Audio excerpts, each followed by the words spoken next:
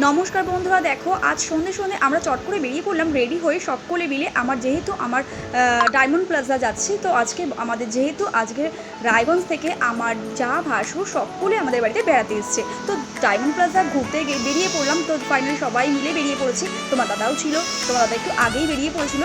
আর কি বলো তো বন্ধুরা, রাস্তার মধ্যে গেছে আমার মেয়ের একটা সমস্যায় পড়লাম, জুতো ছিঁড়ে গেছে। তো জুতোটা আমি ফাইনালি একটু ঠিকঠাক করে দিয়ে ভেতরে চলে গেলাম। ভীষণ একটা দারুণ সুন্দর মুহূর্ত কাটালাম বন্ধুরা।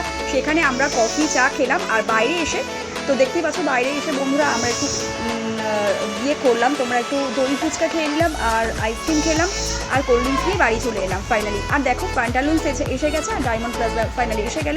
আর দেখো বন্ধুরা, সেই দেখো দেখতেই পাচ্ছ জুতোটা ঠিকঠাক করে দিলাম আমি। আর ভীষণ একটা সুন্দর মুহূর্ত কাটালাম বন্ধুরা, দারুণ লাগছিল। আর এই সবসময় তো বুঝতেই পারছো বন্ধুরা সময়ের কতটা মূল্য। সময়টা তো সবসময় ফিরে আসবে না, যে সময়টা চলে যাবে। তো বন্ধুরা কী বলো তো, খুব সুন্দর লাগলো, খুব দারুণ একটা আনন্দ করলাম।